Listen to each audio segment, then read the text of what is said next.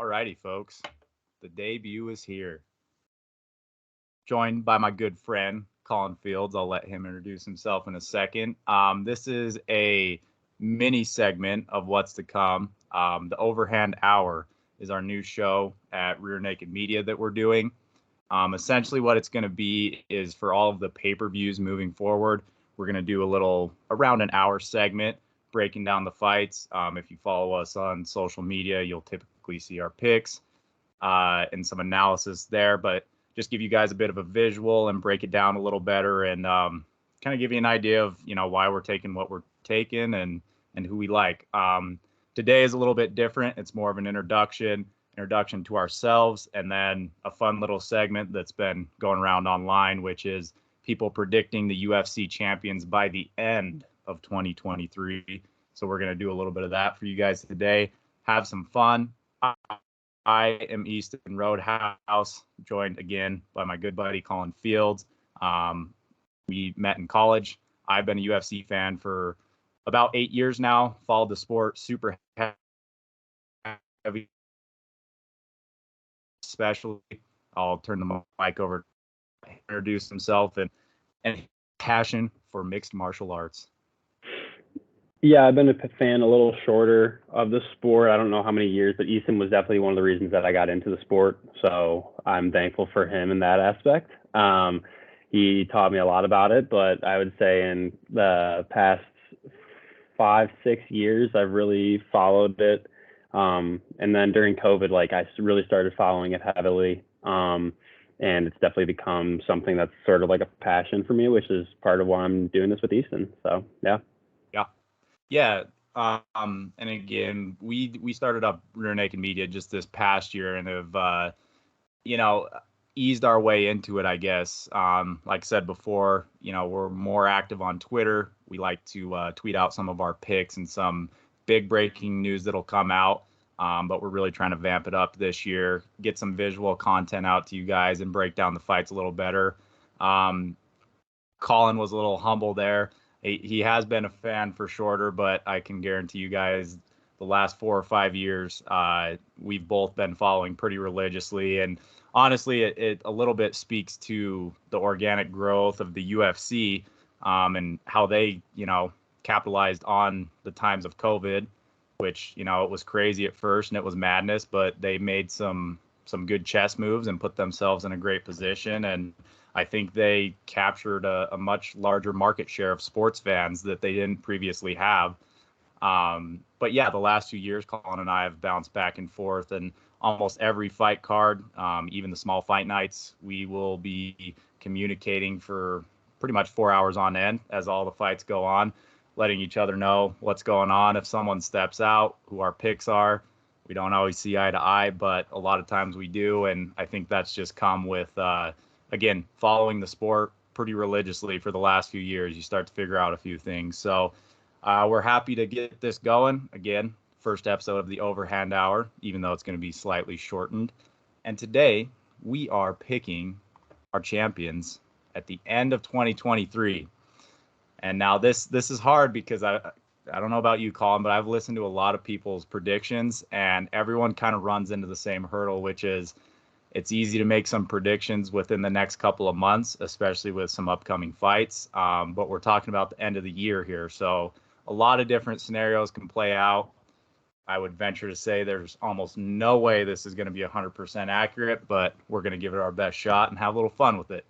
And with that being said, Colin, I'll kick it over to you, and we're actually going to start in our women's division. And we'll just take all 4 out right off the bat. There's not going to be many surprises for me, but what do you got? Yeah. I mean, there's no way I'm going to be picking against the two beasts of the women's UFC and Shevchenko and Nunes in their respective divisions. It's pretty impossible to pick against them. I know, Pena had beaten Nunes, but I think we had kind of talked about just some factors that might have gone into that, possibly that we didn't really see the real Amanda until the second fight. And I think in a way that was good for her. to kind of get some hunger back, maybe, of defending her belts, and having having to go get that back, lit a little bit of a fire underneath her. And then on Shevchenko's side, I don't see anyone in that division really competing with her. While there's some good fighters in there, Shevchenko's just head and shoulders above all of them.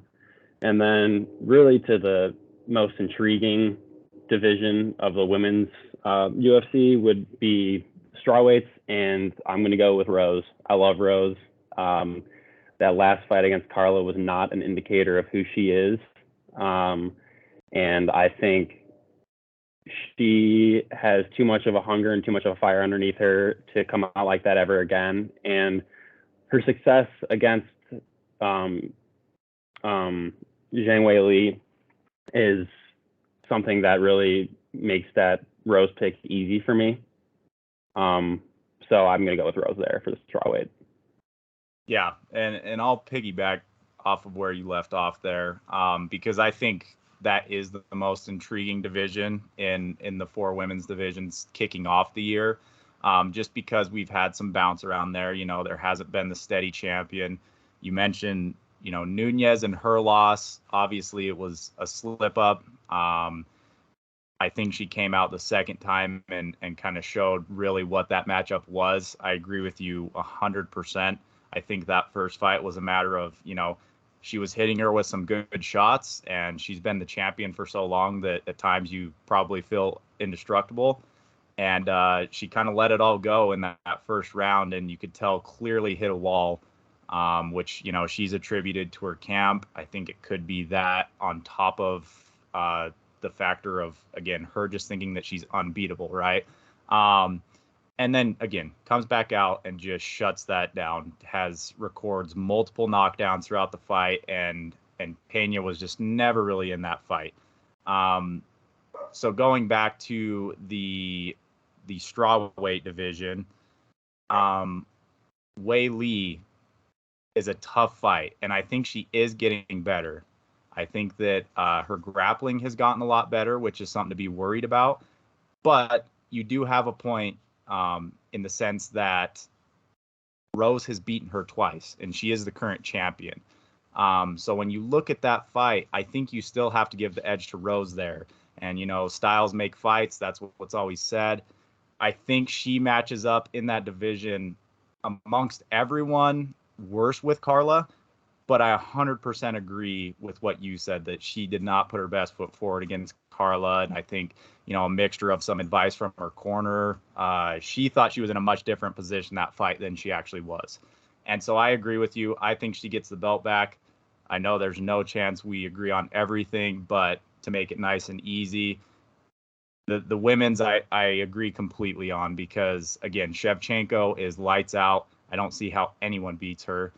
I don't see even any contenders that look like they have a chance of beating her. And then Nunes, again, it's just she had the slip up, but she's kind of routed those divisions the last few years, and it's a lot of the same names at the top. So you can maybe see someone coming out of nowhere and, being a contender that could compete in 2024.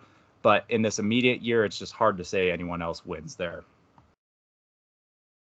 Yep. And then we move on to the little guys, the flyweights. A big shakeup this last weekend. I shouldn't say a shakeup because he has been the champion. But we had 4 fights between the same 2 individuals who have been at the top of this division the last couple of years, right? And Figueiredo obviously loses this fight, announces he's going up to 135. Sounds like that was definitely the plan all along. There was really no hesitation after the fight when he announced that. So in the 125-pound division, what do you see going down, Colin? Yeah, I mean, Moreno, I personally thought that Figgy was at least going to give him more of a fight last week.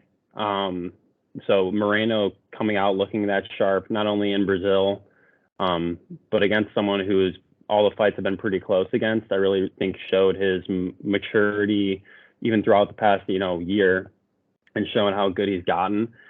So hard to pick against Moreno. Yeah, I'll go Moreno here. And you can speak more about the guys who might come out of that division because I know you had some thoughts on that. Yeah. Look, you're completely right. It's kind of Max Holloway and Alexander Volkanovski esque type of. They have or they both have 4 fights, I guess, right? Or was it just the trip? No. They both have 4. Yeah. So, and you saw the same thing with Volkanovski, right? It looks like he almost gets better with every fight. Aside from, one mishap, he still got the decision. I do think Holloway won that second fight between the two of them. Agreed. But really, that last fight just brought it to him. And I'm a huge Max Holloway fan, but there was no question.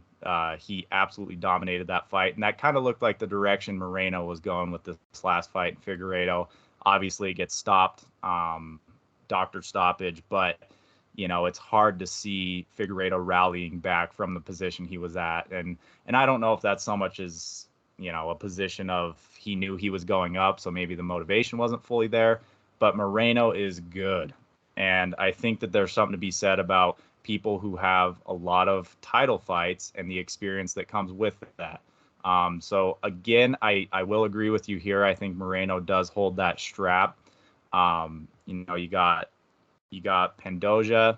He's interesting. He's coming off 3 in a row. Obviously likes getting the job done early, so those guys are always scary. Royval's always scary in the division. Had a couple of big fights fall through last year. The last one because of an injury on his end, and then a couple opponents' injuries. So he's been sidelined for a while, but coming off a really impressive performance, and he's always exciting, young, hungry. So it'll depend on the matchups, but I agree with you. I think Moreno probably holds on to that throughout the year, especially with the absence of Figueiredo, and given the fact that they just fought. So you got to figure there's a chance that he maybe only fights one more time this year. It'd be great to see him twice, but realistically, he could only fight one more time. And if that's the case, and it is against Pantoja, I think he has all the weapons to take him out. So I agree. I think he holds on to it there. And then we go to definitely a top 3 interesting division here in terms of just how things have been shaken up the last few years. 135 pounds, our bantamweights. Current champ, Aljamain Sterling. You think he holds the strap, or someone else coming in hot? Yeah, I love this division. I mean, you could really make the argument for any of the top 7 plus the champ to be possible belt holders at the end of the year. Some obviously a little more long shots than others, but that you can make the argument nonetheless. And I think I'm an Aljamain fan. I think he got a bit of a bad rap with the whole Petr Yan first fight. People saying he was acting with the illegal knee and everything, which regardless if he was or not, it was an illegal knee. And and he came back the second fight and he absolutely won that fight. So I think it's really intriguing with the whole Cejudo matchup possibility between them. If he comes back into the fold, that just makes this already stacked division even more interesting. I'm gonna go with Aljo here because I think he's head and shoulders better on the ground than everyone here. Although I believe him and Dvalishvili, do they train together? Am I mistaken there? I know they have. I'm trying to think if they're based out of the same gym, but they have trained together. Yeah. I'm pretty sure. I could be wrong on that, but anyways, I think that could be a possibly interesting matchup if they do meet up. But I'll go with Aljo, and I think I had said that a dark horse possibly would be Cheeto. I think Cheetos look really sharp, but I'll stick with Aljo. Okay. Yeah, I think this was probably the hardest one to pick for me, because like you said, you look at the top 7 guys, the 7th rank being Dominic Cruz, and everyone in there has either been in a title fight, an interim fight, or in consideration for a title fight outside of, a couple of the young guns like the Diva Shelley, the I mean, O'Malley, but the rumor was that if he won that fight against Jan, he would be fighting for the belt. So to me, that's consideration for a championship. And then Cheeto, like you said, has been thrown around there. Obviously, we've got Jan and Diva Shelley that are supposed to go down. That's a super interesting fight. The winner of that, I would assume, is honestly, they're in a weird position because you're assuming that Cejudo and Aljo lock sometime early in the year. And I've heard that that's closer to getting done than they expected, which is good to hear. And it's such a hard fight because I'm also an Aljo fan. I took him in both Jan fights. I think, the illegal knee was illegal. He was probably losing that fight, but the whole acting thing, I mean, if you're grounded and you eat a full force knee, there's no one that is okay from that. It's just, that's silly to say, silly to suggest. Jan's always in the mix. I love O'Malley. I think that his hype sometimes overweighs how good he actually is. His striking is slick. I've never really seen someone move and switch the way he does, and then throw shots from just weird angles. He's just a weird guy to figure out, and you saw that in that Jan fight. Jan is a world-class boxer, and he had a tough time getting his reads there. Obviously found a few shots, but so did O'Malley. Close decision goes to O'Malley. And Cheeto's the dark horse there too. Look, I hate to say this, and I actually have changed my mind in the last week. And I'm not the biggest fan of him, but I think Cejudo gets the strap back. And I have a hard time seeing a lot of people in the division beat him.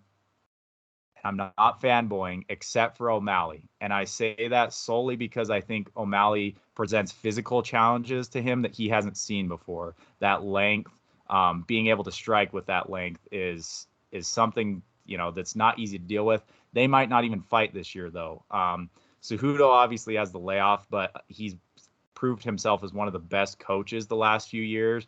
And from everything I hear from the fighters, he is a mastermind of MMA. So it's one of those things where I think he has the skills combined with the mind that, and also, I mean, he's an Olympic wrestler, so I think he's able to deal with Aljo on the ground. It's just going to come down to obviously the submission game, which Aljo I think does have the edge there.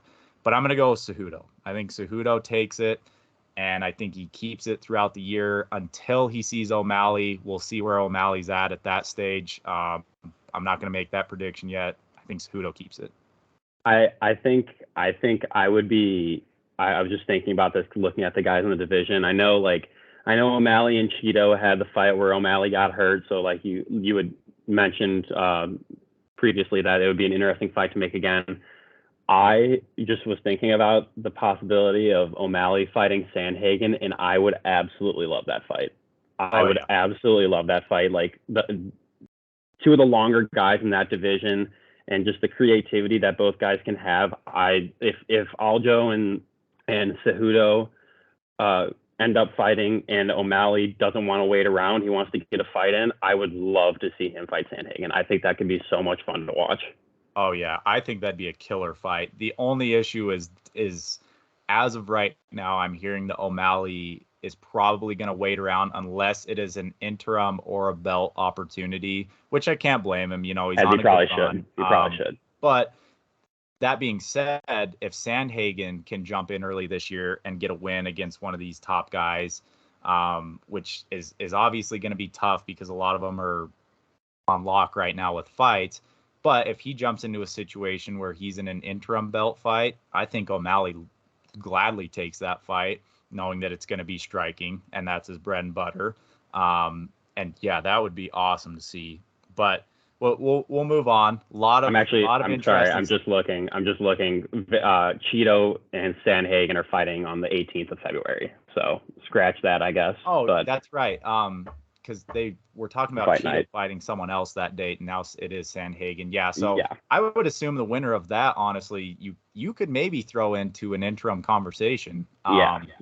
And I would have figured that would probably be against O'Malley, given that Jan and Diva Shelley are going to fight, and just the timing of it. But that would be interesting. And listen, Sandhagen and Cheeto itself is a good fight. Cheeto, It, you can kind of yeah, throw in that conversation as well as being just a very weird, hard to deal with striker who, I mean, has the chin of steel. You yeah. can't, you watched him fight that Rob Font fight, and he is just eating full shots from one of the, most powerful guys in the division. I don't know. That division is stacked, and I'm You can excited to make so see many how it plays matchups. out this year. Yeah, Yeah. there's really not a wrong way you can go No. with it. Um, Moving on to 45, another interesting one here because it's been confirmed Volkanovski is going up to 55 to fight Islam and try to get that double champ status. He obviously has the number one pound for pound right now, and looking to add that to his legacy. Tough fight, but it does put the division at a bit of a stalemate while those two figure it out. How do you see 23 going down for the 45ers? Yeah, I think if anyone's gonna get that belt from Volk, it's going to be Rodriguez. Um, I don't really see, as much as I love Holloway, I don't really see a necessity to make that fight again right now. Mm-hmm. Um, it's just it doesn't especially after how the last fight went. I don't think it feels right to make that fight, which Yeah. which sucks for Holloway, but it is what it is. And I think Yair is a warrior, and he can go out and beat anyone. And I would have said before the Yair Rodriguez Ortega fight, I would have said Ortega probably was in line for a rematch with Volk, especially after he had him in deep waters with that choke. But I'm still going to go Volk here. He's pound for pound number one, and I don't see him losing to Rodriguez. I just think more paths to victory for Volk in that fight will ultimately be the deciding factor. Yeah. Yeah, and it's funny the comparables across the UFC because Holloway's somewhat in a similar position as Covington up at 70, which we'll get to, where it's like, he's pretty much ran through everyone that's been put in front of him except for the champions, right? And yeah, I agree. There's no way they can make that fight again right now. Which it sucks for Holloway, because he's definitely going to have to rack up some wins to get back to that spot. And it's even hard at that point to make it still. And it's not a situation where, he easily jumps up to 55 and puts some work there. That's obviously probably the most stacked division in the UFC. So he's in a tough spot. I think that it depends on what happens with this Islam fight, because who knows, maybe Volk, if he goes up and upsets Islam, he might just stay at 55 and see what he can do there, which shakes it up. But I'm going to assume he's going to still want to defend the 45 belt, especially if he loses. And I just can't see anyone beating him right now. After he ran through Holloway like that and showed the improvements he's made in his striking, and you talked about the Ortega fight. I'm going to be honest. I think right now Ortega is still the hardest fight for him because he presents the challenge of the submission, right? Which is the only area we've really seen Volk get caught up in. Some of the early Holloway fights, he got hit with some good shots, but was never in extreme danger. But in that fight, Ortega had the triangle and he had the mounted guillotine that were both this close to getting it done. And even Volkanovski admitted himself it was close. Oh And yeah. I think that's the only person that could take it from him, but I don't think that he will. So I think that Volkanovski definitely keeps that 45-pound strap. And then I guess we'll just have to see what happens with the Islam fight. And speaking of which, we'll go up to that division right now. Islam, the current champion, 155 pounds. Does anyone stop the Dagestani run? I feel bad continuously picking the champs to keep their belts. I feel like I'm going chalk here, but like again, I think uh, for as good of a division as lightweight is, and as many entertaining fights there are to be made in that division, it, I don't. His style is so similar to Habib's, and he's so slick like him. I just again, I don't really see anyone I don't see anyone beating him. I think Oliveira didn't look great in that fight, but it also just might have Yeah. been Islam is that good. Um, Yeah. I'm going to go with Islam here. Regardless, I guess. I mean, if Volk beats him, which if I think Volk has as good a shot of any to beat him, Hmm. so that I guess makes it interesting. But I I'm probably going to go with Islam in that fight. I haven't thought enough about it to really give a pick there, but I'll just go Islam for the sake of parity and not picking a double champ. Yeah. Yeah, I have to agree with you. And honestly, it's one of those things where that Oliveira fight, I agree, Oliveira did not look as sharp as he has. I think what everyone sleeps on though is the fact that Islam appears to be a much better striker than Khabib was. He's crisp on the feet. He's no slouch. You know, he's not the best in the division per se, but he's very good. And I think that opens up his ground game a lot more. You know, with Khabib, it was like your one shot was, you know, he is going to shoot and he's going to shoot repeatedly. So if you can catch him on one of those or stuff a few, maybe there's a chance. With him, it's like you do have to be worried about the striking too, and that just, you know, the takedown mix in, it makes it all the easier for him. And yeah, the way he just dominated Oliveira, who was on an outstanding run of his own, it's just hard to see like anyone else in that division that can grapple with him. You know, you've got Dariush, who's been good. But I think he doesn't have the jiu-jitsu or the submission game to hang with him. And then obviously Oliveira does, but I don't think he has just the brute force and strength and takedown defense to deal with him. So I'm with you there. I think Islam keeps it. Volk probably has the best chance just because we've seen him put in those deep waters and get out of it. That's the one thing I'm hanging on to with that fight, but I would have to lean heavy Islam as well. And I think he does keep the 155 title. The next one, this is where it gets interesting. Maybe we don't have a champion staying in spot here, and I think that's going to be the case as we go down the road here. But 170 pounds, obviously, knockout of the year, upset of the year. Leon Edwards takes out Usman, who was one away from Anderson Silva's record for most consecutive wins. That rematch, I believe, is finalized. I'm gonna ask, who do you have in that one, and do they keep the belt for the rest of the year? Uh, is that going to be in London? That is in London, as far as I know. Okay. I mean, it definitely makes things more interesting. Given the crowd, although I thought it was going to be the same thing last week with Brazil, and that crowd was an absolute dud. So, so we've come accustomed to the crazy England crowds. Anyways, yeah, I'll go Usman in that fight, and to keep the belt at the end of the year. He's too good and too well rounded for him not to be picked here. I don't really see any. I don't want to say any issues because Leon is dangerous, but I really just think it's not going to happen again. And the lightning is not going to strike twice. And I'll go Kamaru. Agreed.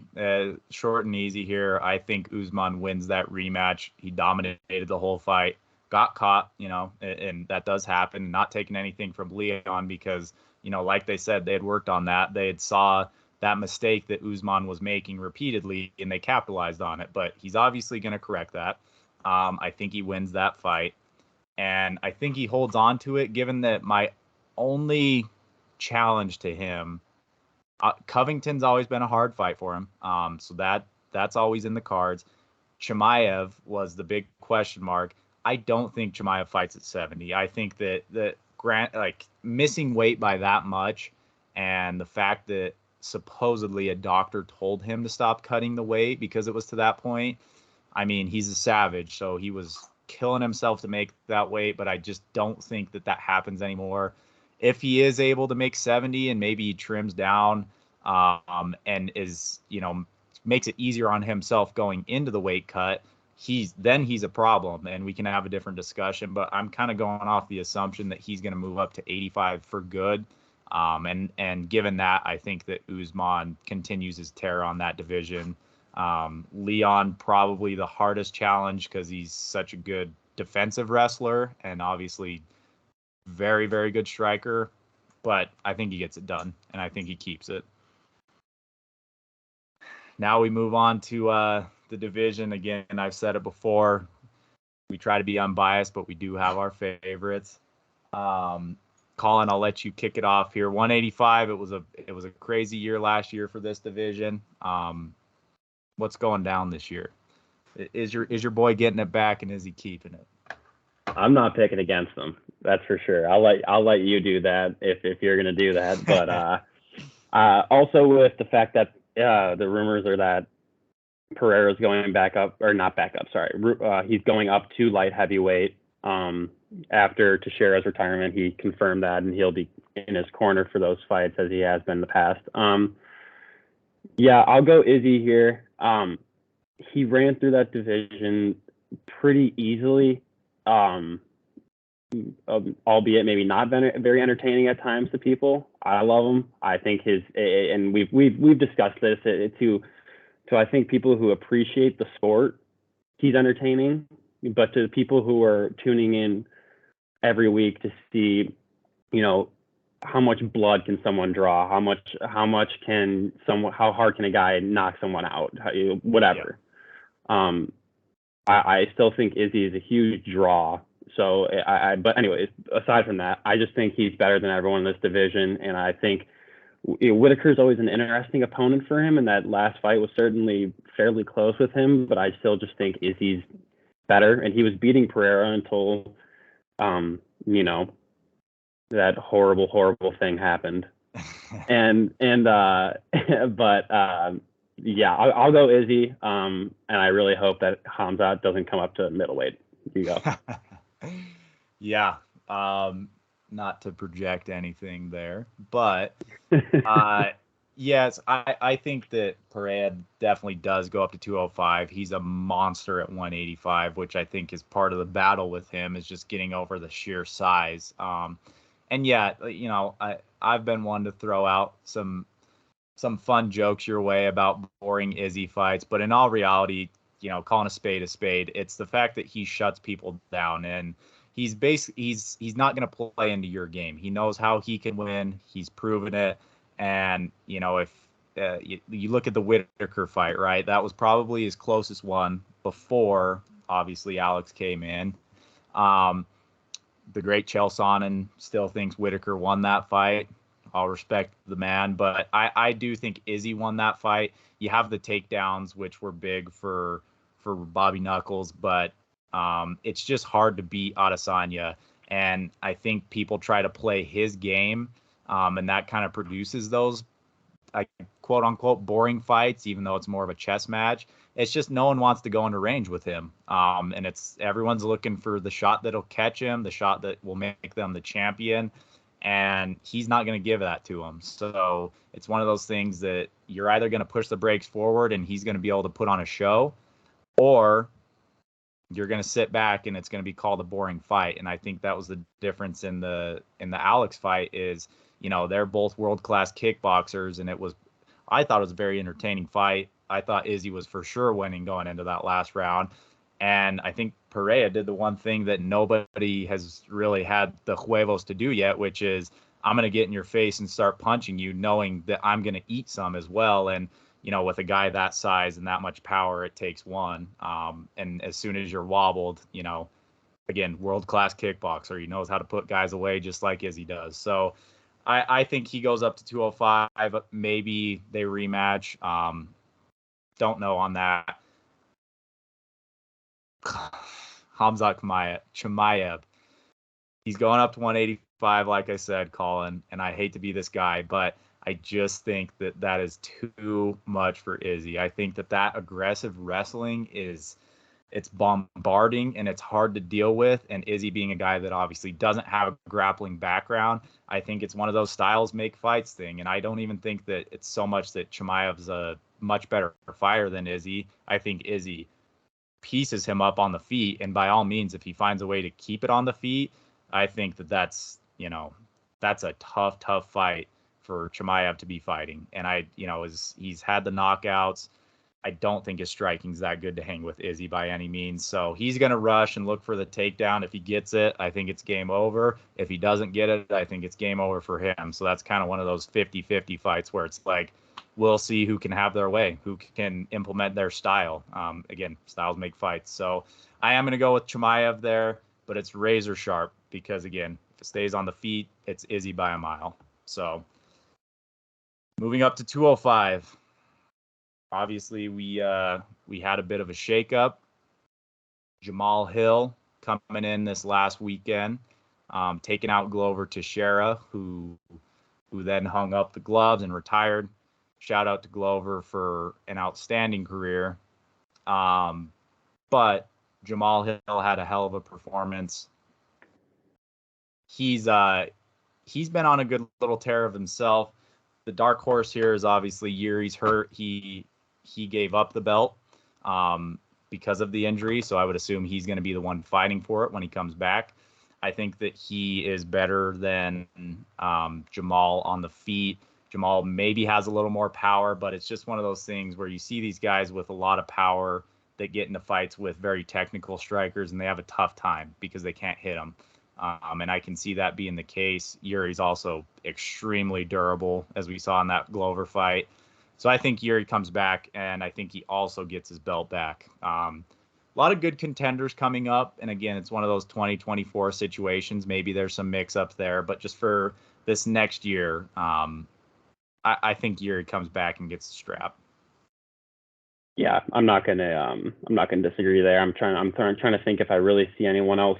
I mean, I'm not going to say no one else can compete because I think there is a lot, like you said, a lot of talent in the division. And I think Jamal, he looked good, but I think Glover's age also just really showed in that fight. Knowing he would retire too. Sure. And I would love to see Anthony Smith get a shot, not necessarily because of his talent, just necessarily because I respect the guy and what he's gone through to get to this spot and everything. So, but all that aside, I'm gonna go with Yuri too. I just think he's that good. And it sucks that he got hurt how he did, but assuming he comes back fully healthy and is who he once was or who he is, I don't see that getting shaken up there after he fights Jamal. I agree with you there. Ankalaev, another guy that, you could throw in the mix there. He, had the unfortunate injury, but he's pretty damn good on the feet. And he obviously comes from, the Russian background. They can all grapple. So he would be a guy that could be a question mark. We'll see how he recovers from that injury. But that's kind of just a time will tell on that one. Yeah. And finally, we're to the big boys, the heavyweights. It's currently held by nobody. Francis Ngannou recently not retiring, but leaving the UFC to explore other opportunities there. It's kind of an interesting division now. A year ago, I would have said it's one of the least interesting, not in terms of the talent at the top, but just the depth. But you've got a few guys in the mix now. So what's going on with the heavyweights in 2023? Yeah, I mean, this Jones-Gane fight is going to be really, really interesting to watch. I thought that I thought when Gane fought Ngannou that it may have Francis was just he was so surprising in that fight with his wrestling defense not only but also his takedowns in that fight. I don't think anyone saw that coming. And I do wonder if that was a training camp problem for Cyril. If he didn't expect that to happen, which I don't know why he would. So it definitely makes sense, and he got kind of caught by surprise. But I think it's definitely between those two guys and Gane and Jones. And I think we could definitely see this fight again before the end of the year. Depending on how busy each fighter is. Jones, it's going to be interesting to see how busy he really is, especially after the long layoff and how this first fight goes. You know what? I'm going to go Cyril. I think Cyril. I think you know. I think the last fight was disappointing against Ngannou, not necessarily because he lost, because of how he lost. Yeah. And I may be a crazy person to pick against John Jones. That has not proved successful for anyone. But I'm going to go Cyril. He's still very young in his MMA career, and I think he can be super, super legit. And I like him a lot. So I'll go with Cyril. Yeah. I mean, look, he's incredible. And I think, speaking of what I said earlier, he's an example of a guy that's extremely technical and sharp going up against a powerhouse. And by all means, in the striking department, Cyril shut Francis down. And it did come down to those takedowns. The thing I worry about, though, is if Francis is taking him down and doing that to him, you're now inserting a John Jones, who is a lifelong wrestler. Whenever anything's, shit's hit the fan, John Jones has brought out his wrestling and shown people, hey, I can win any fight I want by the means of this if I need to. Now, his thing, obviously, is he's so good that he tries to beat people at their own game. So it's really going to depend on who comes out that night. Is it a John Jones that's looking to win by any means necessary and get the belt? Or is it John Jones that is going to go in there thinking that he's a better striker than Gone and take him out that way? And he definitely could, but I just think with the layoff, that affects the striking a lot more than it does the grappling. Just from a a live perspective, it's hard to get those reads in practice like you would. And so I think he knows that. I hope he knows that, and I think he tries to wrestle and out wrestles Gone. I'm gonna say he wins that fight, and I think he does keep the belt through 2023, but I've got two other names here, neither of which being Stipe Miocic. All respect to the guy, but there's so many big names now and so much talent in this division. It's hard to say that he's going to get back there. Sergey Pavlich, hopefully I said that right, and Tom Aspinall. So Pavlich, I mean, he has just ran through people. He has hands of steel. It's almost Francis-esque. I don't know if it's quite as vicious, but he has been putting guys out cold in the first round time and time again. So he's one of those guys that could easily, on any given night, catch someone and it's game over. Tom Aspinall, horrible injury in the Blades fight. He's recovering from that. Maybe a little biased because I heard him in his interview with Bisping, but he just sounds like he's found a new motivation and realizes, with the time off that he really does want to be a champion, where so before, he was fighting to pay the bills, to make a check, and, he just happened to be really good at it. Now he's laser focused, and depending on his recovery, he could come back and make a run for it. You're talking about another well-rounded guy like a John Jones, who's extremely slick striking, very good submission game, very good wrestler. That is my heavyweight fight of the year that I want to see is Tom Aspinall and John Jones. I would love that to be later in the year for the belt. I think that's super interesting. I don't know if Aspinall gets there based on where he's at in the rankings and given that he still needs to get to 100%.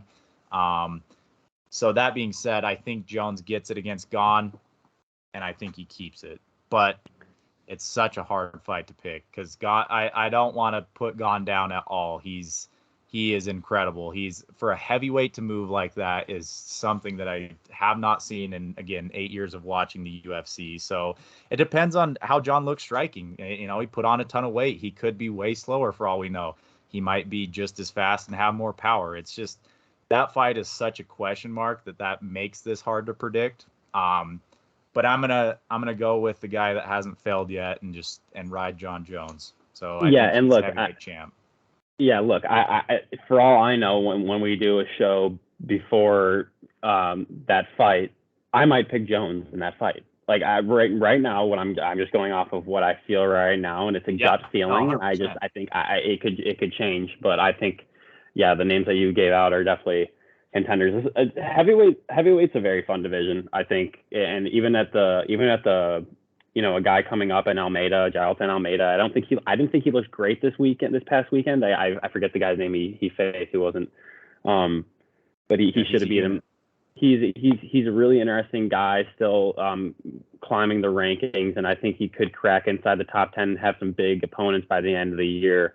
So I think not a 2023 to look out for, I don't think, but 2024 could be really interesting depending on how the bottom of that division, the top of the division shake out. For sure. And I mean, just to close it off, that's, again, one of the big reasons I am a huge fan of the UFC, and I'm sure it's the same for you, is it's just bizarre to think about how the dynamics shift in a year. We're talking about, a heavyweight division who a lot of people could argue wasn't the most interesting a year ago. And then you look at a division like, say, 155 pounds, right? Maybe the most interesting division a year ago with Oliveira, Gaethje, what McGregor was going to do, Chandler, Poirier. And now it's to the point where it's like, it's obviously not unanimous, but there's a lot of people thinking that Islam is just going to keep on running through that division, and it's not quite as interesting as it was a year ago. So that's just one of the things that's cool about it, is within a year's time, you can be looking at a completely different dynamic in the division. So yeah, we got some good predictions there. A lot of champions retaining the belt early on, but as the weight classes got a little heavier, things can get mixed up. So we appreciate it a bunch for you guys tuning in. Like I said before, give us a follow on Twitter because we tweet out our picks and some recap stuff. Like I said, pay-per-views, we'll be doing the hour-long segment. This one actually almost went an hour, so it is what it is. We got jabbering. But look forward to those before pay-per-view events, and we'll be throwing out some clips from the videos on the social media pages. It's going to be a fun year of UFC, Colin. Can't wait. Can't wait. All right. With that being said, thanks for tuning in, guys. This is Rear Naked Media, episode 1 of the Overhand Hour.